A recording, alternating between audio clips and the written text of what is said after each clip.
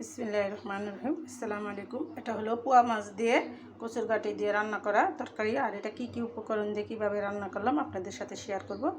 আপনারা আমার ফুল ভিডিওটা দেখতে থাকেন না টেনে। পোয়া মাছ অনেক নরম মাছ, এটা ভেঙে যায়। দেখেন রান্নাটা কত সুন্দর হয়েছে, আর খেতেও খুব সুস্বাদু হয়েছে।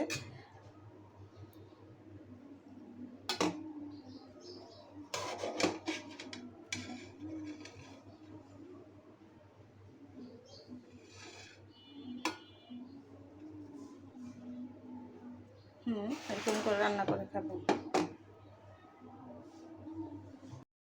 বিসমিল্লাহির রহমানির রহিম। আসসালামু আলাইকুম। আজকে রান্না হবে পোয়া মাছ দিয়ে কচুর গাঁটি। আর কচুর গাঁটি দিয়ে কী কী মশলা দিয়ে রান্না করব আমি এখানে নিয়েছি হলুদের ফাঁকি, মরিচের ফাঁকি, আদা রসুন বাটা, পেঁয়াজ কুচি। এখানে নিয়েছি সিদ্ধ করে কচুর গাঁটি। এই কচুর গাঁটিটা ছিলে পরিষ্কার করে নিব আর আপনাদের সাথে শেয়ার করবো। আপনারা দেখতে আগে আমি মাছটা ভেজে নিই। কড়াইতে কিছুটা তেল দিয়ে দিলাম মাছটা ভাজার জন্য। আর আমার কড়াইটা গরম হয়েছে কিনা আমি তার জন্য একটু লবণ ছিটে দিয়ে নিব। আমার সবসময় আমি আপনাদের রান্নার সময় সতর্ক করে থাকি, চুলার আঁচ কমিয়ে রান্না করবেন, সাবধানতা অবলম্বন করবেন। সাবধান থাকলে দুর্ঘটনা এড়ানো যায়, বেঁচে যায় হাজার হাজার জীবন, বেঁচে যায় লাখ লাখ টাকা। আমি নিজে সতর্ক, আপনাদেরও আমি সতর্ক বানিয়ে দিয়ে থাকি। আমার সতর্ক বানিয়ে অবশ্যই মেনে চলবে। আর চুলার কাছ থেকে সবসময় একটু দূরে সরে রান্নাটা করবেন। তেলটা গরম হয়ে গেছে, এখন হাতে করে মাছটি দিয়ে দিব।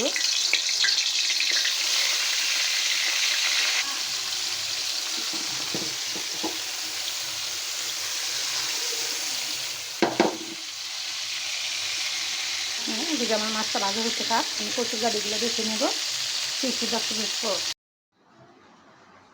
হয়ে গেছে। আমি এখানে তেল দিয়ে দিলাম।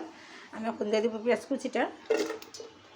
আর আমি রান্নার সময় সবসময় আপনাদের সতর্ক করে রাখি যে চুলার আঁচ সবসময় কমিয়ে রান্না করবেন। আমি সবসময় চুলার আঁচ কমিয়ে রান্না করি, আপনারাও চুলার আঁচ কমিয়ে নিন। এদিকে আমার পেঁয়াজটা বেরেস্তা হতে থাক, আমি এখানে মশলাটা মিক্সার করে নিব। এখানে নিয়ে নিচ্ছি আমি 1/2 চামচ আদা রসুন বাটা, 1 চামচ মরিচের ফাঁকি, 1 চামচ হলুদের ফাঁকি, দিয়ে দিব স্বাদ মতো লবণ।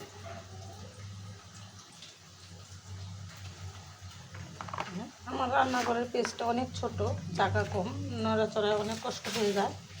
মানুষের বাড়িতে ভাড়া থাকে বুঝেন, একটু যারা ভাড়া থাকে তাদের অনেক কষ্ট। তাদের নিজের মনে ব্যক্তি স্বাধীনতা বলতে কিছু থাকে না।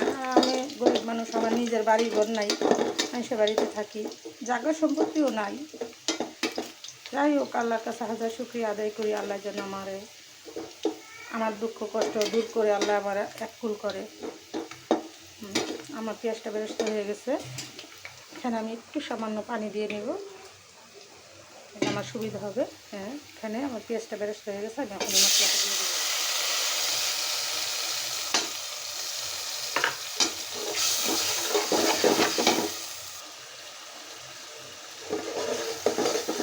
মশলাটা কষা হয়ে গেছে, আমি কচুর গাঁটিটা দিয়ে দিলাম।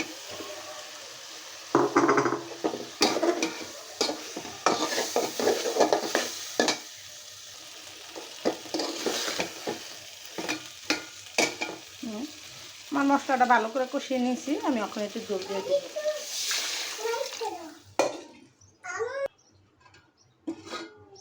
আমার পরিমাণ মতো আমি জল দিয়ে দিলাম, আর দিয়ে দেবো এখন মাছ। আমি সবসময় মাছ হালকা ভাজা দিই, আমি অত ভাজি না। আর পোয়া মাছ তো ভাজাই যায় না, একদম নরম।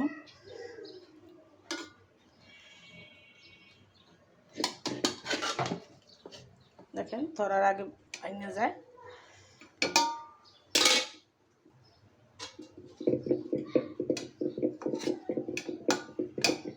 একদম আলতো হাতে মাছগুলো দিতে হয়, মাছগুলো অনেক নরম আর বাচ্চাদের জন্য অনেক ভালো, কাটা কম।